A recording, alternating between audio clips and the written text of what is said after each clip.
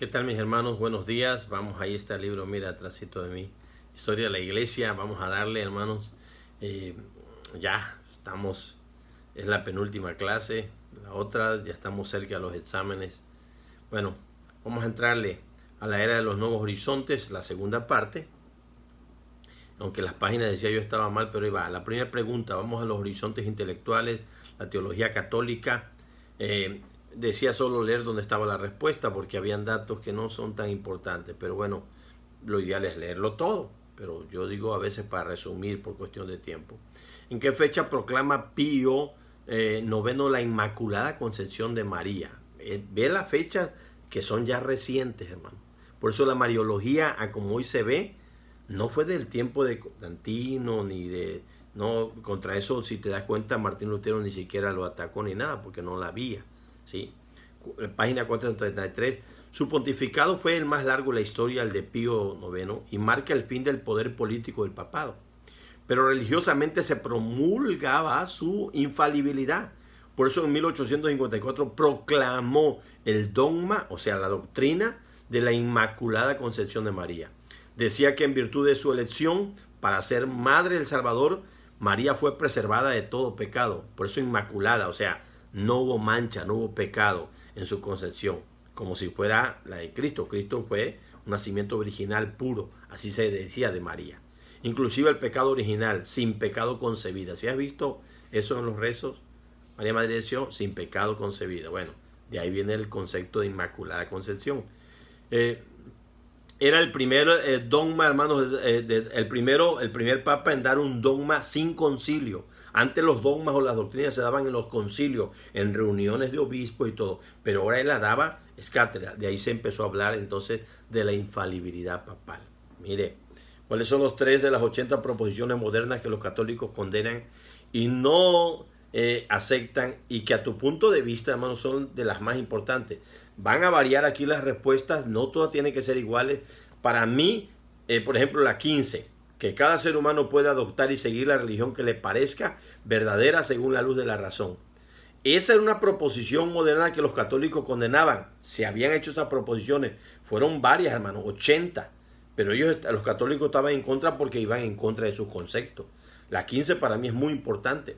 La 21, que la iglesia no puede determinar dogmáticamente que la religión de la iglesia católica es la única y verdadera. Y ellos atacaron esa proposición. 24, que la iglesia no tiene autoridad para usar la fuerza ni poder atemporal alguno directo o indirecto. Y la 55 igual la puse, yo puse 4, que la iglesia debe separarse del Estado.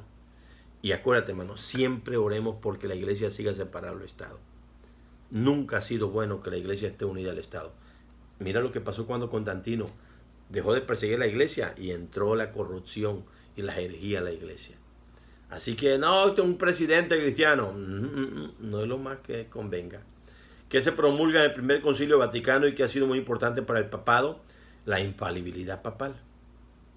Que el pontífice romano cuando habla es cátedra, o sea, cuando está sentado en la silla catedralicia, hermano, define por su autoridad suprema como pastor y doctor de todos, una doctrina de la fe o de costumbre ha de ser aceptada por la Iglesia Universal. Si él la dice, ahí es cátedra. Ahora, si la dice en una entrevista no tiene valor, pero si la dice cuando está sentado en la silla, ¿verdad?, de la catedral, olvídate, eso tiene una autoridad dogmática. Tiene aquella infalibilidad que le ha sido conferida porque él es el vicario de Cristo y él habla en el nombre de Cristo. Si alguien se ha atrevido a contradecir esa definición, sea maldito, sea anatema. Eso creían ellos.